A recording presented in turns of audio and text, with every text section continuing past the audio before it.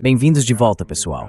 Aqui é Pascal Lotaz, do Neutrality Studies. Hoje é 31 de março de 2026 e estamos novamente com Larry C. Johnson. Larry, seja bem-vindo de volta. Ei, valeu pelo convite, cara. Agradeço de verdade. Muito obrigado por dedicar seu tempo, como sempre, mesmo tarde da noite. Ainda é 30 de março para você, claro. Diga-me, da última vez que conversamos foi há cerca de 10 dias. Qual é a sua avaliação da última semana ou algo assim da guerra no Irã, e especialmente desse tipo de altos e baixos tão erráticos vindos da Casa Branca?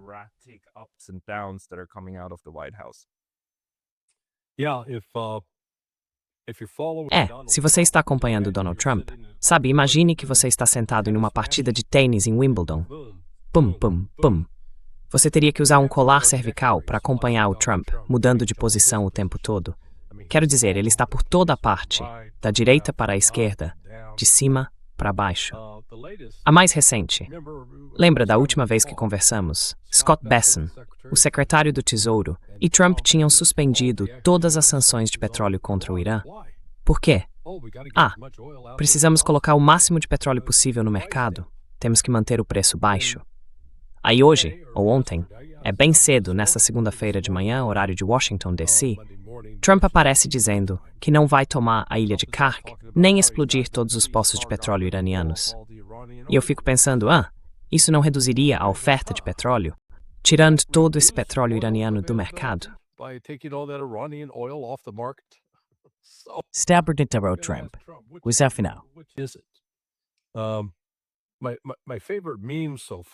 Meu meme favorito até agora é o Trump deitado no divã de um psiquiatra e o psiquiatra sentado ao lado dele dizendo: "Então, senhor presidente, esses dois iranianos com quem o senhor tem conversado, eles estão aqui na sala conosco agora?"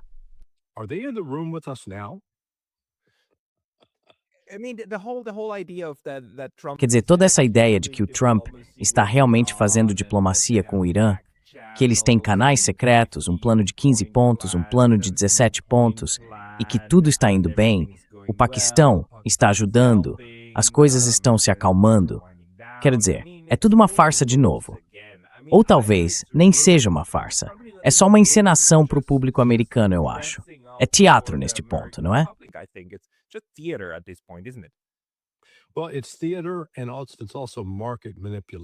Bem, isso é teatro e também manipulação de mercado.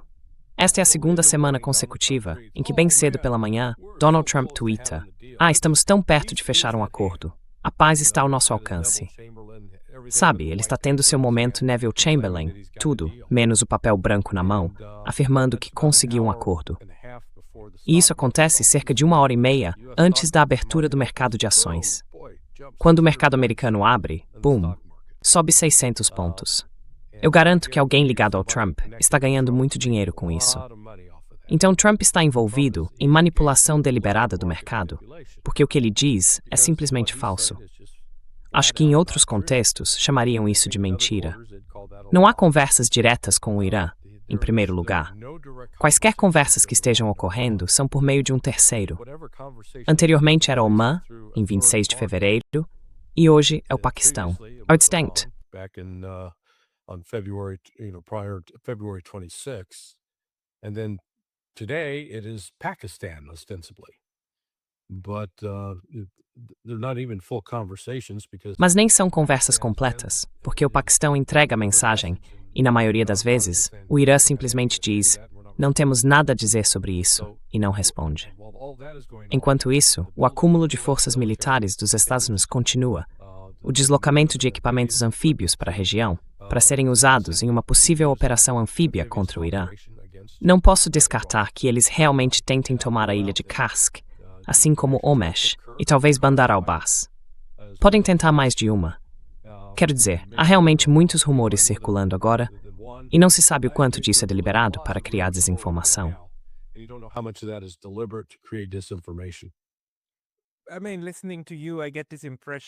Quer dizer, ouvindo você, tenho a impressão de que o que eles estão fazendo agora é, mais uma vez, ganhar um pouco de tempo para reunir tropas suficientes e ter uma boa chance de uma invasão terrestre de algum tipo, alguma ilha estratégica ou algo que alguém vendeu ao Trump como uma boa ideia.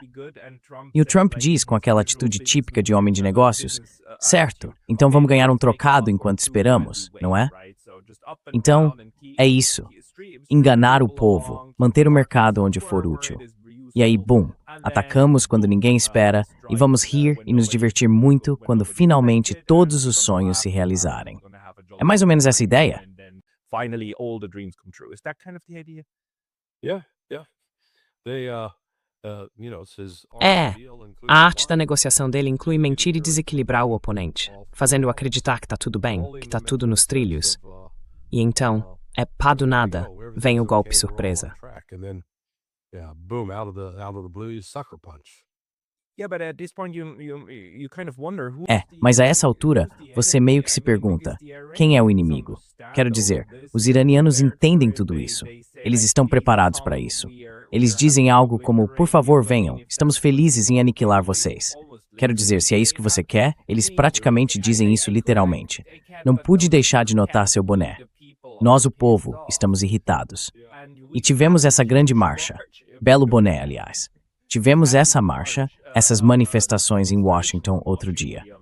Quero dizer, o Trump, a essa altura, está basicamente tentando fazer com que todo mundo dentro dos Estados Unidos simplesmente não se levante mais. Porque isso parece estar ficando ruim. rising up more because these things to get bad. So he's painted himself into a corner. Ele se colocou em uma situação sem saída. O bode expiatório, até agora, parece ser o chefe do Mossad, que, segundo relatos, garantiu a Trump e Bibi que o regime iraniano era apenas um castelo de cartas. Bastaria um vento forte, um bom sopro para que desabasse, e que o povo do Irã sairia às ruas para criar um novo governo. Bem, isso acabou não sendo verdade. O Irã havia preparado defesas em camadas, todas desconectadas entre si, de modo que não dependem de um único ponto. É uma defesa a Snowbro, múltiplo, mas bem múltiplo rede, multidar. Não é uma metáfora, amor. They call it mosaic. Eles chamam isso de mosaico. O termo que usam é defesa em mosaico. Então, tipo, as diferentes partes do mosaico se combinam para criar a imagem completa. Yeah, so they are Então, o Irã respondeu muito rapidamente. E, na verdade, com um plano. Eles eliminaram, de forma metódica, um total de 13 diferentes sistemas de radar terrestre que eram essenciais para rastrear aviões, mísseis, drones, movimentação de pessoal e embarcações no oceano. Uma vez que esses sistemas foram destruídos, os Estados Unidos ficaram efetivamente cegos. Eles tentaram compensar enviando o E-3 AWACS, aquele que foi destruído na base aérea de Prince Salid há 2 dias. E agora, sem esse AWACS, porque ele fazia o que os radares faziam antes, as forças dos estadunidenses estão cegas novamente. Eles realmente não conseguem ver o que está acontecendo lá fora. they're blind, so they don't really see what's going on and what's out there. Hey, very brief intermission because I was recently banned from YouTube. And although I'm back, this can happen anytime again. So please consider subscribing not only here, but to my mailing list on Substack. That's pascalotta.substack.com. The link's going to be in the description below. And now, back to the video. With this, the situation now... O que quero dizer é que a situação agora, um mês após os primeiros ataques, em termos de capacidade militar dos Estados Unidos, está definitivamente pior do que no início. O que eu realmente não sei é quão boa está a situação para o Irã. Tudo o que sabemos é que eles ainda conseguem lançar mísseis, e cada vez mais deles continuam atingindo Israel e a região do Golfo. Agora, se estivermos cientes disso, qual poderia ser um cenário realista para as tropas terrestres dos Estados Unidos se envolverem no Irã ou em uma das ilhas? Quero dizer, tentar eliminar o urânio. Isso é simplesmente estúpido, certo? Não faz sentido. Mas colocá-los lá apenas por estar lá também não faz sentido, porque você vira um alvo fácil. Então, o que, na sua opinião, seria algo que este Pentágono realmente aprovaria, em termos de um objetivo estratégico para um desembarque anfíbio? In terms of a strategic goal for an amphibious landing? Well, there is none. That's the problem. So, Não há nenhum. Esse é o problema. Então vamos traçar um paralelo com a Segunda Guerra Mundial no Pacífico para entender quando uma ação militar é tomada com um objetivo muito específico em mente. foi a invasão de Guadalcanal pelos fuzileiros navais dos Estados Unidos. O objetivo era tomar o campo de aviação, mais tarde conhecido como Campo de Henderson, para que os japoneses não pudessem usá-lo. Porque, se eles tivessem aquele campo de aviação, basicamente seriam capazes de controlar o mar ao redor da ilha, em direção à Nova Guiné e também à Austrália. Portanto, ele tinha de fato uma importância estratégica. A missão militar ali era clara: impedir que os japoneses controlassem a ilha, assegurá-la, controlá-la e estabelecer o próprio poder aéreo ali. Dessa forma, criava-se uma cobertura aérea ao redor da ilha, o que então permitia o lançamento de missões subsequentes.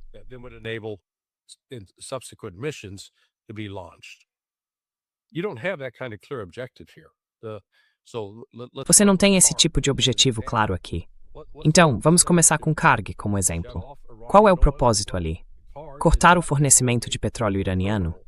Bem, Karg não é o único terminal que o Irã usa para carregar petróleo. Então, tomá-lo não vai realmente interromper as exportações iranianas. O que isso faz é colocar as tropas dos Estados Unidos em uma posição de grande vulnerabilidade, porque elas estariam em uma ilha sem fortificações subterrâneas eficazes ou abrigos para se proteger. E é perto o suficiente para ser bombardeada, metralhada, atingida por drones ou alvejada por artilharia. Então, quaisquer tropas americanas que desembarcarem lá enfrentariam um problema imediato. Qual é o objetivo final? É manter a ilha de Karg, certo? O que isso te traz? Direito de se gabar por causa de território? Okay, what does that get you? Bragging rights over territory? That doesn't weaken Iran at all militarily. Isso não enfraquece o Irã militarmente em nada. Vai interromper o fluxo de petróleo deles? Sim, vai interromper uma parte, mas eles têm outras opções. Então essa não é a única alternativa. Vamos descer até Kashmir. Não é exatamente uma ilha porque está ligada ao continente, mas fica bem ao lado do Estreito de Hormuz, e é um ótimo ponto para monitorar os navios que passam por ali. Há cerca de 150 mil pessoas nessa ilha. Então, se você a tomar, vai ter que lidar com essa população. Digamos que você a tome com 10 mil fuzileiros navais. Bem, eu não sou bom em matemática, mas eles estarão em desvantagem numérica de pelo menos 15 para 1, talvez 150 para 1. Então eles já têm um problema imediato de controle de multidão. E se alguns desses iranianos tiverem armas de fogo, vão começar a atirar nos fuzileiros.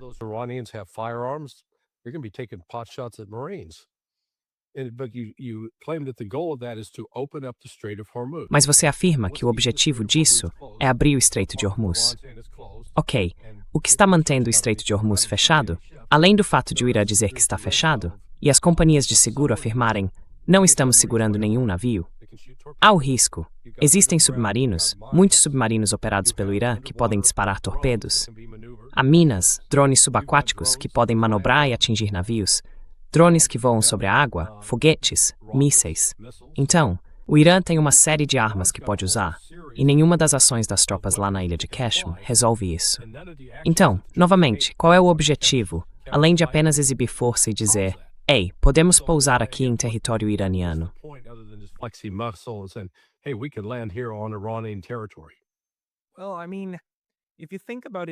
Bem, quero dizer, se você pensar de uma forma distorcida, um dos objetivos poderia ser forçar o Irã a gastar seu estoque de mísseis atirando em seu próprio território, certo? Você coloca aqueles 10 mil soldados lá, manda eles cavarem trincheiras, talvez tentar identificar os bunkers que o Irã construiu, invadir os bunkers, usá-los para suas próprias tropas, e assim você estaria forçando o Irã a atirar em si mesmo até se esgotar. Quero dizer, consigo imaginar pessoas pensando nesses termos.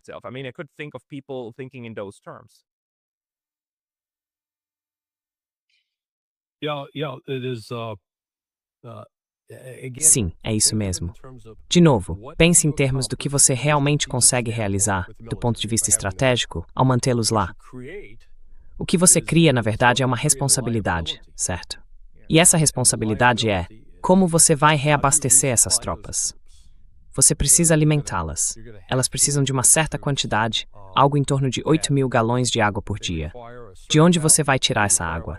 Não é como se houvesse nascentes de montanha por ali. Exato.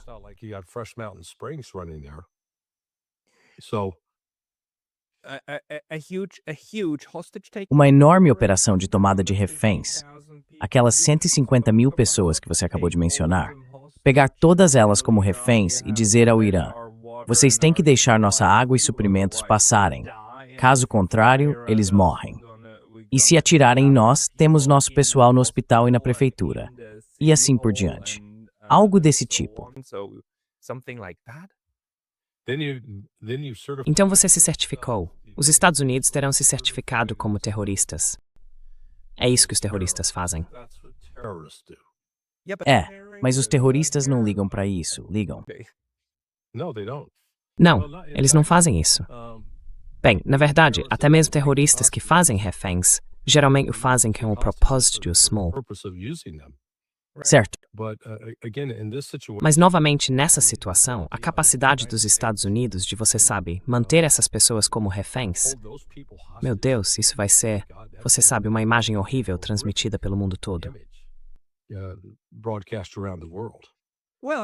Bem, quero dizer, é Hollywood, Estados Unidos, CNN, MSNBC. Eles vão ser ótimos em dizer que os Estados Unidos enviaram suas tropas para defender o povo da ilha. Certo. 150 mil pessoas agora estão sendo protegidas pelos Estados Unidos contra o regime. Agora elas estão livres, pessoas livres na ilha.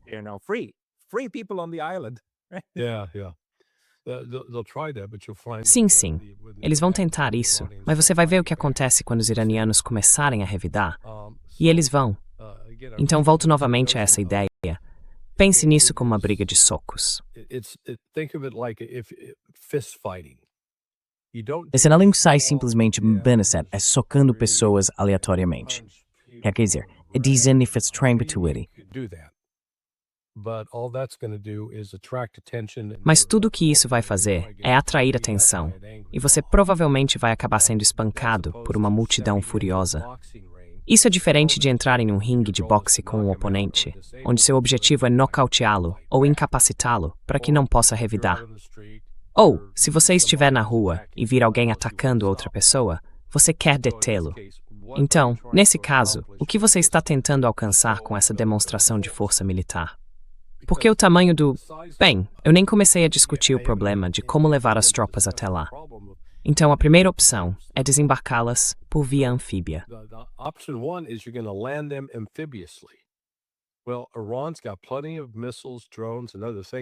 Bem, o Irã tem muitos mísseis, drones e outras coisas que pode usar para atacar esse tipo de força se ela estiver se aproximando da costa. Então você vai ter barcos afundando, e marinheiros e fuzileiros navais, ou possivelmente pessoal do exército, se afogando no Estreito de Hormuz. Ou você pode tentar inseri-los por helicópteros ou paraquedas. De novo, a opção do paraquedas não é ótima, especialmente numa ilha desse tamanho, e não necessariamente coloca todo o seu pessoal na luta de imediato. Poderia funcionar se fosse feito de surpresa, mas toda essa conversa está chamando cada vez mais atenção. E agora os oficiais de inteligência chineses e russos sabem em que focar e o que coletar para compartilhar com o Irã.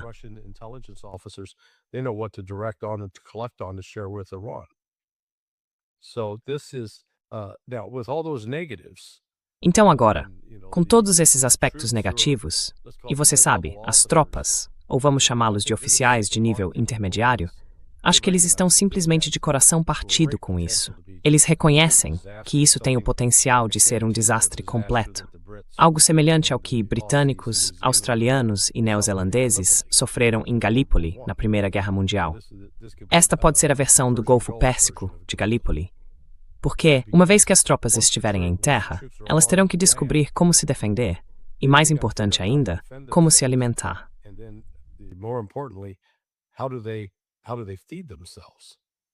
Sim. Porque normalmente, em um desembarque de praia, como o da Normandia na Segunda Guerra Mundial, em Sword, Juno, Omaha, Utah e eu me esqueço do outro, uma vez que eles chegavam à costa, as linhas logísticas começavam a fluir. Isso trazia combustível, munição e comida para sustentar o exército, permitindo que continuasse lutando e avançando. Você não terá esse tipo de sustentação para as forças que desembarcarem. Não me importa se elas desembarcarem em Bandar Abbas, em Qeshm, em Karg ou em outro local qualquer. Outra questão é que se você realmente quiser abrir o estreito, precisa garantir que ninguém possa atirar em um navio. Há cerca de 100 milhas de litoral ali. Os Estados Unidos não têm tropas suficientes para cobrir toda essa área e garantir que não haja alguém escondido em uma das cavernas, pronto para aparecer e atingir um navio. Someone hiding up there in one of the caves that is able to pop out and hit a ship. You're right. As long as the risk of, Você tem razão.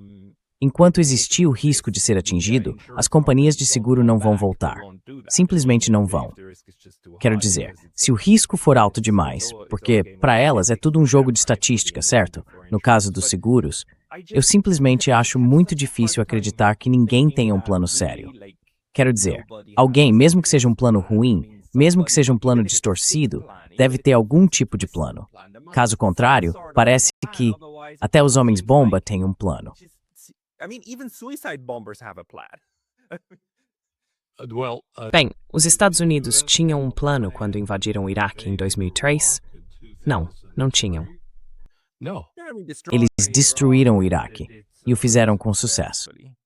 And they Well, got someone. They get rid of Saddam and then what? Bem, eles se livraram do Saddam e depois? Não havia nenhum plano para governar o país quando Eli Paul, Jerry Bremer, que era um amigo meu na época, foi nomeado para ser uma espécie de chefe supremo de Bagdá. Ele entrou imediatamente e desarmou e demitiu todos os membros batistas do exército, mandando-os para casa. Eles estavam com suas armas, pelo amor de Deus. Bem, veja só, logo depois disso surgiu uma onda crescente de ataques terroristas ou guerrilheiros contra soldados dos Estados Unidos. E isso continuou por mais 4 anos, com o número de ataques aumentando a cada ano. Eles começaram, você sabe, em junho, efetivamente em junho de 2003, e continuaram a escalar bem até o verão de 2006, 2007. E não havia plano algum naquela época. So then there was no plan then. They didn't sit there and say, okay, we need to have this. Eles não ficaram sentados, dizendo, certo, precisamos colocar esta pessoa responsável por isso e aquela pessoa responsável por aquilo. E é assim que vamos lidar com o exército do Partido Baath. Porque, ao mesmo tempo, os Estados Unidos viam o Irã, mesmo naquela época, como uma grande ameaça. As pessoas que colocamos no comando em Bagdá eram subordinadas ao Irã. Sabe, isso não faz sentido. Se você diz que o Irã é seu inimigo, seu outro inimigo, então por que colocar todas as pessoas simpáticas ao Irã em posições de poder no novo governo? E veja, acho que os próprios iranianos provavelmente pensaram, isso deve ser algum tipo de truque. Porque assim como você, eles estavam pensando, com certeza os americanos não podem ser tão estúpidos. Surely the Americans can't be this stupid. Sim, eles podem. I used to do the Eu costumava fazer o briefing sobre terrorismo e o briefing sobre direitos humanos para um curso chamado Seminário de Gestão de Crises para Altos Funcionários. Ele reunia autoridades governamentais de diferentes países. Uma vez tivemos a Arábia Saudita, outra vez Chipre, depois Grécia, Egito, tivemos até Israel, Colômbia, Índia e Paquistão. Fiz isso com autoridades de mais de 80 países.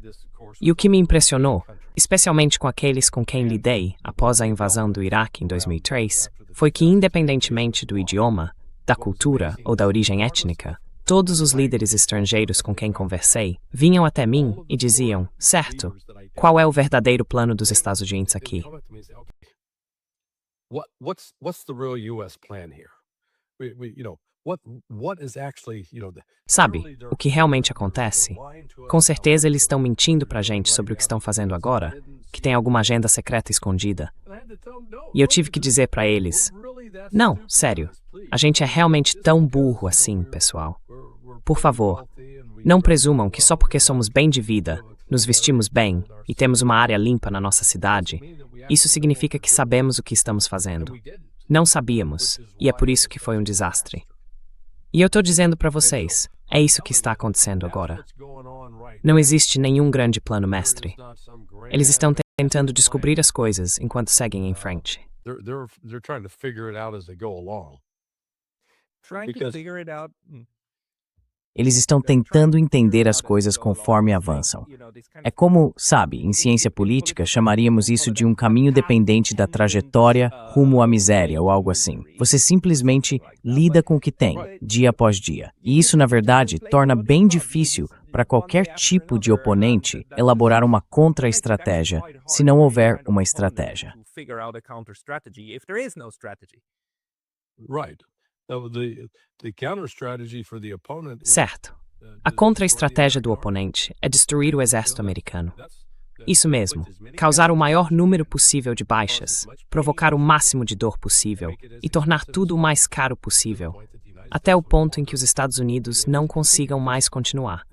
Porque, a menos, e até que as forças dos Estados Unidos ocupem o Irã e consigam controlar todos os deslocamentos, distribuir comida e água e tudo mais, não há como controlar o Irã apenas lançando bombas, ameaçando lançar bombas ou destruindo coisas. Veja, é uma coisa destruir um centro de poder, e o Irã deixou claro, se você destruir o nosso, nós destruiremos o seu, e será pior para você. Se você eliminar a usina de dessalinização no Irã hoje, e eu ouvi números variados, de 2% a 8% da água potável deles vem de lá.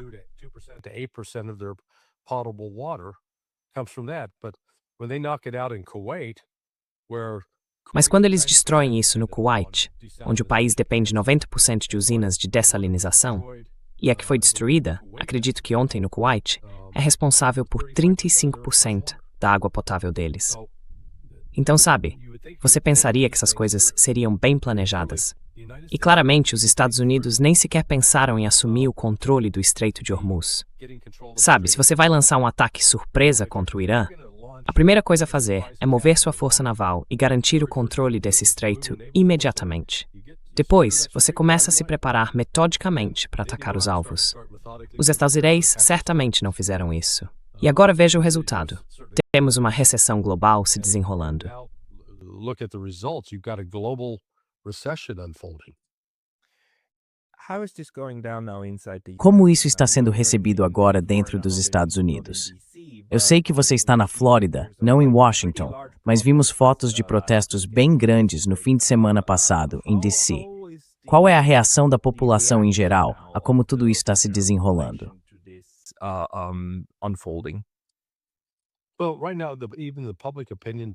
Bem, neste momento, até mesmo as pesquisas de opinião pública mostram que a maioria dos americanos, bem mais de 54%, se opõe a esta guerra. Isso é o que temos até agora. Quando os corpos começarem a voltar em grande número, e não estou falando de 2 ou 3, mas quando o número semanal começar a chegar perto de 100, então, de repente, haverá uma reação severa e séria nos Estados Unidos. Serious backlash in the United States.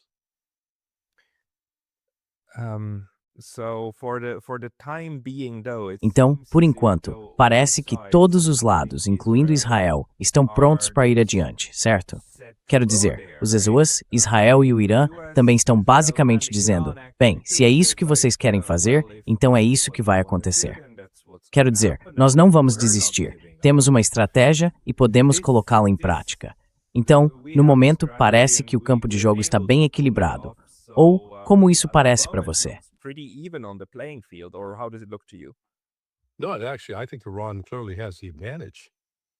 Não, na verdade, acho que o Irã claramente tem a vantagem. Os Estados Unidos não têm mais bases seguras a partir das quais possam operar no Golfo Pérsico. Cada uma delas, incluindo a base Muafaqa al-Salt na Jordânia, poderia ser atingida. O Financial Times publicou ontem um artigo dizendo que cerca de 80% dos mísseis do Irã estão conseguindo passar.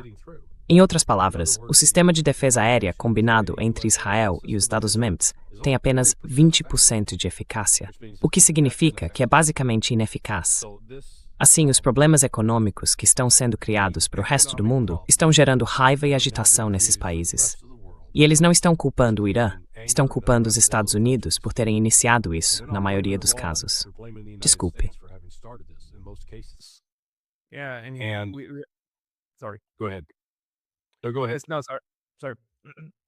Vá em frente. Também ouvimos nos últimos dias que o Irã está tentando desenvolver um sistema que permita a passagem dos navios dos países de que gosta. Aparentemente, 20 ou 30 petroleiros com bandeira do Paquistão já conseguiram passar. e acho que um petroleiro para Bangladesh também foi autorizado. Então eles estão tentando encontrar uma forma de manter isso sustentável, especialmente com os países com os quais têm boas relações. Yeah, and they will try to Sim, keep it e eles vão open. tentar manter isso aberto nesse sentido pelo maior tempo possível. Então, uma coisa que você pode fazer é basicamente criar outro ponto de estrangulamento no Golfo Pérsico, pelo qual todos os navios tenham que passar. Talvez, sabe, uma passagem de uns 8 quilômetros. E os iranianos, com seus barcos pequenos, sairiam para verificar, sabe, esse navio. E eles também podem fazer isso com drones. Eles podem enviar um drone, observar o navio, ver a quem ele está registrado, transmitir essa informação de volta, obter a certificação de que o pagamento foi feito, seja qual for o pedágio que o Irã decidir cobrar, e então o navio segue em frente. And then the ship goes through. This would not have happened. Sabe, isso não teria acontecido se os Estados Unidos não tivessem atacado o Irã junto com Israel. Ao criar essa escassez de petróleo, as pessoas ficaram desesperadas por petróleo. Elas precisam consegui-lo de alguma forma. Passamos de uma situação em que os Estados Unidos basicamente controlavam o preço do petróleo para outra em que já não controlam mais. O Irã agora detém boa parte desse controle e está fazendo isso em conjunto com a China, dizendo: "Ei, quer usar esse petróleo? Ótimo, agora você tem que comprá-lo da China." Certo. O boron chinês. Certo. E sabe, o que acho muito enganoso, na verdade, mais uma vez, por parte da nossa mídia ocidental, é que eles continuam repetindo essa mentira de que o Estreito de Hormuz está fechado. Ele não está fechado. Os iranianos apenas o controlam. Agora está sob controle iraniano, e eles estão afirmando isso. Mas, na verdade, o que eu imagino, sabe, aqui no país onde estou, no Japão, é que as pessoas, daqui a alguns meses, vão ficar muito, muito nervosas e provavelmente dispostas a negociar com o Irã, dizendo algo como: "Olha, tudo bem, nós pagamos, mas deixem nossos navios passarem e nos deixem conseguir um pouco de petróleo." Mas isso é algo que os Estados Unidos têm interesse em impedir, certo? Se eles não conseguirem o petróleo, se não o controlarem, então ninguém deve conseguir. Então, na verdade, são os Estados Unidos que vão garantir que esse comércio permaneça o mais fechado possível para todos, a fim de sad thoughts over tomorrow.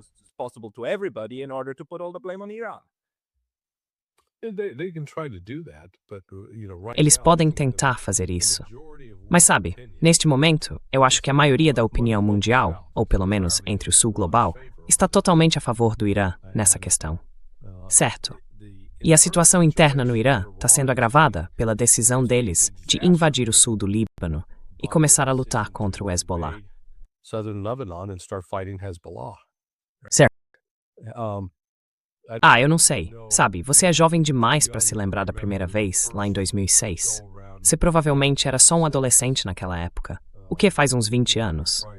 20 years ago. 21, yeah. Eu me lembro desses acontecimentos, with Nazarene Particle. Yeah, I mean, you're in college having fun. Quer dizer, você sabe, você estava na faculdade se divertindo, o que é ótimo. É isso que se deve fazer. Mas os israelenses estavam bastante confiantes de que iriam avançar pelo sul do Líbano, naquela época, derrotar o Hezbollah e tomar o controle de todo o território ao sul do rio Litani. O Hezbollah tinha, bem, não lembro quantos anos tinham se passado desde o ataque anterior, provavelmente 12, mas eles estavam preparados para os israelenses dessa vez.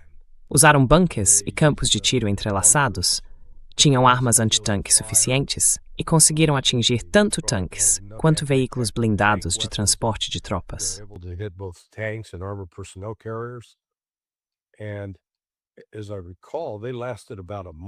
E pelo que me lembro, eles resistiram cerca de um mês antes de declararem vitória e recuarem de volta para Israel. O nível de dano que Israel está sofrendo agora, em comparação com aquela época, é pelo menos 2, se não 3 vezes pior. E nunca tivemos um único exemplo, em 2006, em que o Irã destruiu 21 tanques de batalha Merkava em um único dia, em uma única batalha. Isso por si só já é bastante revelador. Agora, Israel está completamente sobrecarregado. E há 2 dias, um chefe aposentado do exército, junto com um membro da ativa das Forças de Defesa de Israel, disseram: olha, os sinais vermelhos estão piscando. Não podemos sustentar isso. The red lights are flashing. We cannot sustain this. And Iran's gonna, they're gonna probably be the E o Irã vai, você sabe, provavelmente ser o primeiro a se manifestar e tentar fechar um acordo. Mas eu não acho que esse acordo vá se sustentar. Você sabe, o desespero do governo Trump é evidente em sua insistência, dizendo: não, estamos perto de um acordo, quando na verdade não há negociações diretas. O Irã está conversando, ouviremos dos paquistaneses, mas também nem sempre responde às mensagens deles. Então o Irã, eu acho, continuar pressionando isso para criar um Armageddon econômico, por assim dizer, que obrigue os Estados Unidos a negociar. that will compel the United States to negotiate. I'm just honestly speaking, I'm quite surprised that Israel Sinceramente, is still able estou bastante to surpreso que Israel ainda open consiga that fazer they're isso. able to open, Sabe, mesmo depois de um mês, eles conseguem abrir mais uma frente no sul do Líbano. E o nível de ataques a que estão sendo submetidos não é suficiente para realmente forçar Israel a dizer: ok, precisamos parar com isso de um jeito ou de outro porque estamos sofrendo demais. Quero dizer, durante a guerra de 12 dias, parecia que foi o próprio Israel que disse algo como: não, não, não, precisamos encerrar. Não conseguimos dominá-los na primeira semana, então precisamos reduzir o ritmo. E desta vez não. Desta vez eles vão ainda mais longe, com tudo. E ao que parece, obviamente eles conseguem fazer isso. Tem reservas suficientes, tem mísseis suficientes, tem o bastante. They have enough reserves, they have enough missiles, they have enough. No, that's the point. They don't have enough reserves. So, Não, não, again, esse é o listen, ponto. Eles não têm reservas suficientes. Então, novamente, o chefe do Estado-Maior do Exército foi ao gabinete e disse: olha, temos 10 sinais de alerta agora. Não temos pessoal suficiente. Se ativarmos os 400 mil homens de que precisamos, isso vai causar grandes problemas econômicos neste país, entre outras coisas. Mas você tem 2 líderes militares experientes e sabe, isso se perdeu. Então pode levar mais um tempo. Bem, o nível de baixas que Israel está enfrentando desta vez é muito maior do que o que enfrentou em 2006. E aquelas baixas em 2006 já foram sérias o bastante para que Israel pedisse um acordo, uma espécie de carta de saída livre da prisão dos Estados Unidos, que Donald Trump usou ao empregar aquelas bombas perfurantes lançadas em Fordo, Isfahan e Natanz. Those bunker buster bombs that were dropped at Fordo, Isfahan, and Natanz. And this time around, the Iranians don't let them get E desta vez, os iranianos não os deixam mais sair da prisão de graça. Correto. E o Irã deixou muito claro quais são seus objetivos e até que sejam alcançados, eles não vão parar. E parece que, quer dizer, obviamente até agora nada funcionou para coagi-los, certo? Bem, o Trump está tratando isso como se fosse um negócio imobiliário. It's a real estate deal. Yeah. Hey, the price on this apartment, this Então veja, o preço deste apartamento, deste condomínio, é de 5 milhões de dólares. E ele está agindo como se os iranianos chegassem dizendo: eu te dou 2 milhões e meio por isso. E depois fossem pechinchar de um lado para o outro, até chegarem a um preço. Não é nada disso. Isso é comparável a... E eu perguntei isso a vários homens hoje. Então é uma pergunta sexista, mas é sexista com um propósito. Se você tivesse uma filha, e o homem que a estuprou viesse até você querendo negociar, você negociaria? A maioria dos homens diz: não, eu mataria o desgraçado. É aí que veja, o Irã foi violentamente violentado. Não apenas com o assassinato de seus principais líderes, mas também com as meninas das escolas e outras crianças. E é aí que veja, o Irã não tem nada a negociar. A posição do Irã tem sido bem simples: levantar todas as sanções, retirar completamente suas tropas da região, pagar reparações. Esse é o começo. E então, vamos começar a ter negociações sobre como encerrar isso, certo? Can we start to have negotiations about how to end this? Right. What's your assessment about, let's call them the Hexeth? Qual é a sua avaliação? Sabe, vamos chamá-los de ala Hagseth da Casa Branca, os fundamentalistas sionistas cristãos. Já os vimos rezando várias vezes com o presidente e sem ele. Já vimos Hagseth fazendo esses discursos de oração-sermão meio descontrolados em comícios no Pentágono. Então, quão grande é essa parte fundamentalista do que os Estados Unidos provavelmente estão tentando fazer militarmente?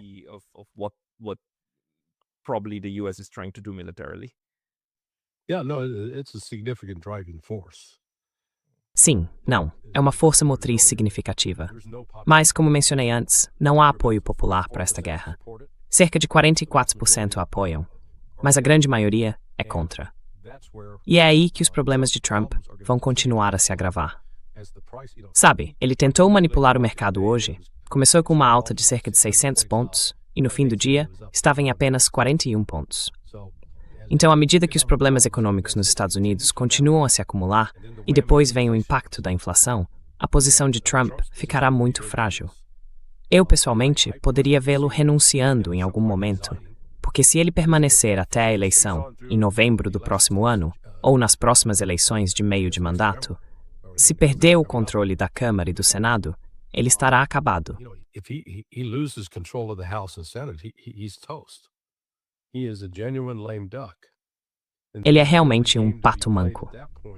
E então, o único jogo a ser jogado nesse ponto é se os democratas querem ou não impedi-lo, tirá-lo do governo, humilhá-lo, mas, nesse caso, substituí-lo por J.D. Vance, que tem alguma competência e pelo menos sabe lidar politicamente com as pessoas, sem se tornar, você sabe, como o Triumph the Insult Dog. E eu consigo imaginar, nesse momento, os democratas dizendo: quer saber? Talvez seja melhor deixar o Trump por aí como um saco de pancadas conveniente, do qual sempre podemos tirar proveito. Porque ele não vai conseguir fazer nada. Ele pode emitir ordens executivas, mas elas realmente não têm muita força.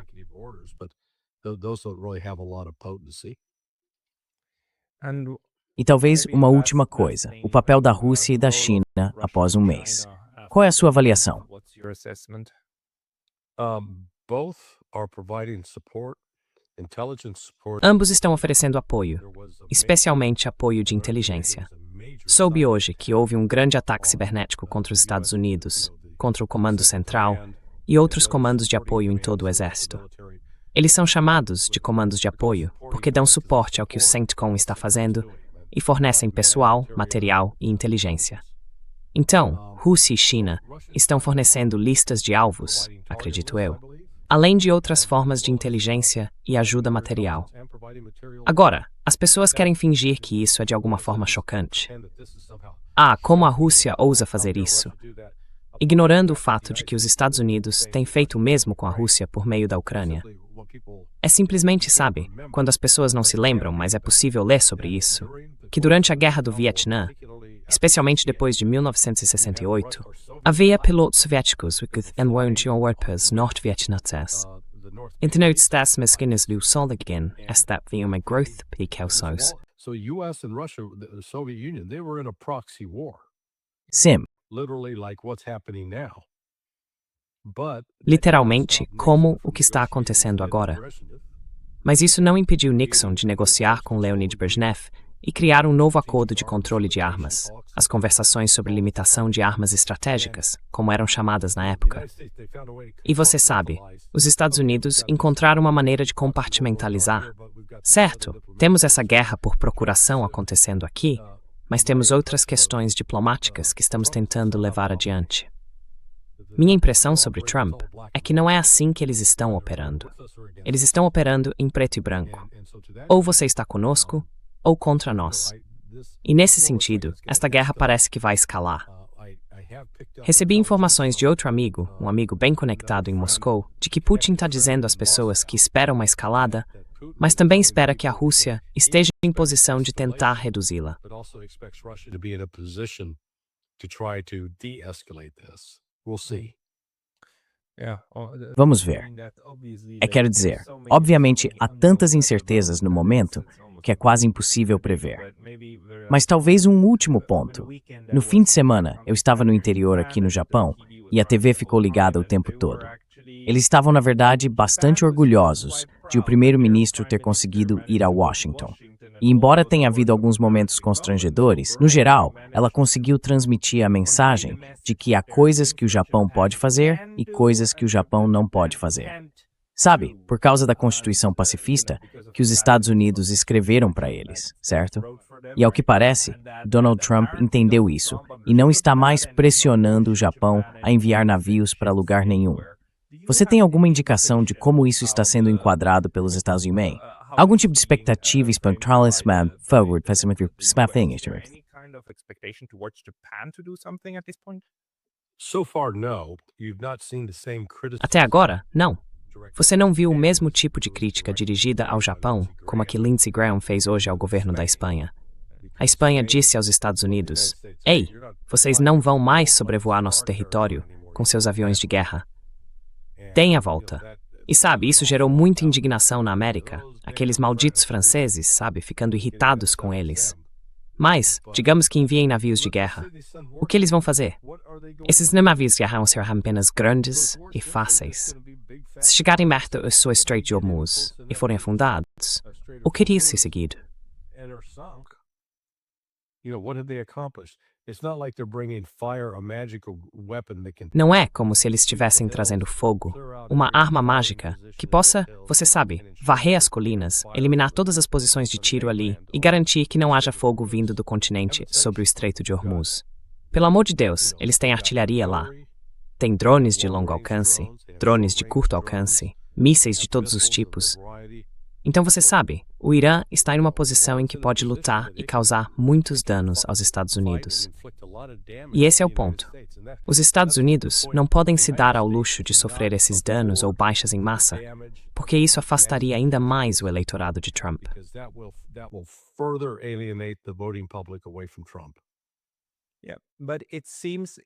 Mas parece que, se o que discutimos é realmente o que está acontecendo, eles estão apenas no momento ganhando um pouco mais de tempo e brincando com o mercado, enquanto fortalecem suas forças para posicioná-las em algum lugar. Então eles estão realmente se preparando exatamente para esse cenário.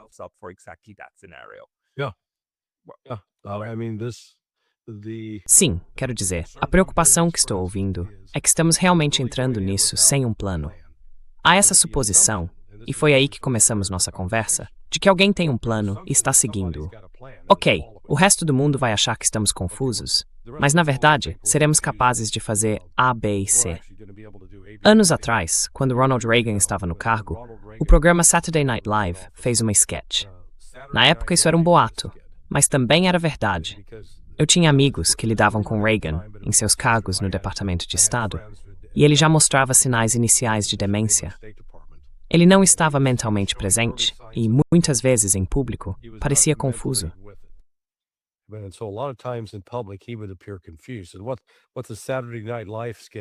O que o sketch do Saturday Night Live fez foi mostrar o presidente Reagan conversando com alguém, sendo muito leve e despreocupado, meio distraído. Então a pessoa vai embora, e assim que a porta se fecha, o comportamento de Reagan muda. Certo, vamos começar por aqui. Agora vamos começar com o plano A. Seguiremos isso e precisamos da logística ali. É algo enorme, sabe? Como Henry Ford montando uma fábrica de produção em massa. Não é isso que está acontecendo aqui. Não é como se você fechasse a porta e de repente Trump virasse Carlos Magno. Não, isso não está acontecendo. Eles estão literalmente inventando tudo, dia após dia, conforme as coisas vão acontecendo. Então, se essa avaliação for verdadeira, a triste conclusão é que as tropas enviadas para lá agora só têm a escolha entre a prisão e o caixão.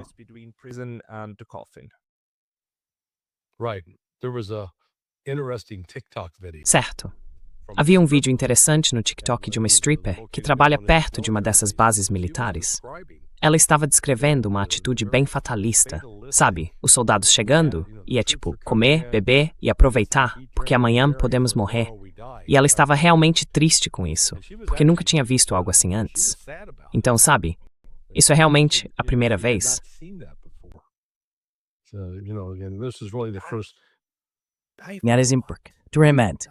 That's a good question. Essa é uma boa pergunta. Morrer para tornar Israel mais seguro, talvez? Sabe, como cientista político, e para os alunos que você ensina e que talvez sigam para um doutorado, cara, eles têm todo tipo de material de doutorado com isso. O que vem por aí? Porque o que estamos testemunhando é uma colisão entre sistemas do século XX e sistemas do século XXI. Deixe-me dar 2 exemplos de sistemas do século XX que não são mais relevantes no século XXI. Edifícios comerciais altos e porta-aviões. O que eles têm em comum?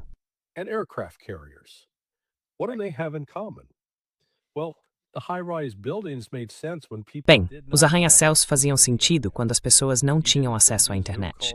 Não dava para fazer chamadas pelo Zoom como estamos fazendo agora. Não precisamos nos encontrar pessoalmente. Poderíamos ter a mesma conversa assim, e seria igualmente eficaz, sabe? Sem um abraço ou um aperto de mão. E agora há todos esses arranha-céus construídos em lugares como Dubai, Doha e Bahrein, que estão vazios. Para que servem? Não existem mais aquelas grandes empresas que precisam empregar muita gente. Especialmente agora que a IA está entrando em cena e pode fazer os trabalhos que alguns desses funcionários de escritório costumavam fazer.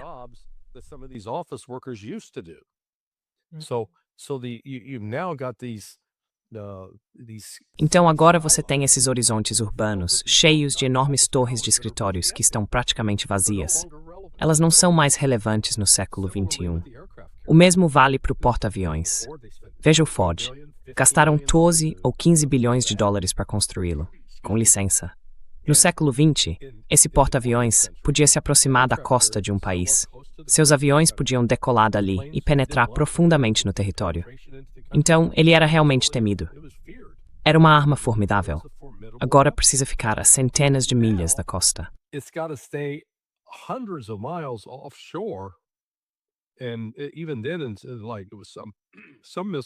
E mesmo assim, alguns dos mísseis que a Rússia e a China possuem podem ultrapassar esse alcance de 1000 milhas.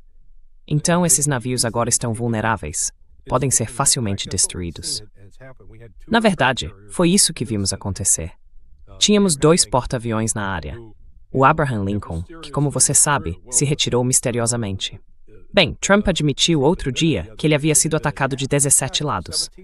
Eu nem sabia que existia algo como 17 lados, mas não, ele foi atacado e teve que se retirar porque era perigoso demais permanecer por perto. E o mesmo aconteceu com o Gerald R. Ford. Você sabe, a história era que um secador pegou fogo e levaram 30 horas para apagá-lo. Mas outras informações da inteligência russa dizem que, na verdade, ele foi atingido e, por isso, não pôde permanecer. It was hit, and as such, it couldn't stay. It was hit, and the damage that was done to the rear of Ela foi atingida, e o dano causado à parte traseira do navio tornou impossível, sabe, realmente subir e descer os elevadores para levar os aviões até o convés. Agora, seja isso verdade ou não, a realidade é que o Irã tem mísseis que podem alcançar os navios se eles estiverem a até 500 milhas da costa. Então, novamente, estamos lidando com tecnologia do século XX. É o mesmo tipo de fenômeno que vimos com a importância da cavalaria montada no século XIX. Ao final da Primeira Guerra Mundial, reconheceram que a cavalaria montada já não fazia sentido. Era demais. Bem, além da logística de ter ração suficiente para manter os cavalos saudáveis, eles também eram vulneráveis ao fogo de armas, de uma forma que nunca haviam sido antes, com metralhadoras e explosivos de alto poder.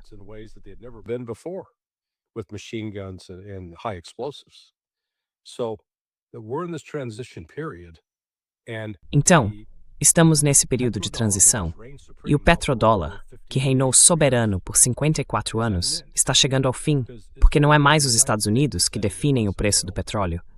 Agora há esse novo competidor, o Irã, que está definindo o preço do petróleo ao controlar o fluxo que sai do Golfo Pérsico. E não existe um interruptor mágico que os Estados Unidos possam acionar. Eles vão tentar, militarmente, mudar essa equação. Mas sabe de uma coisa? Acho que não vai haver um golpe decisivo.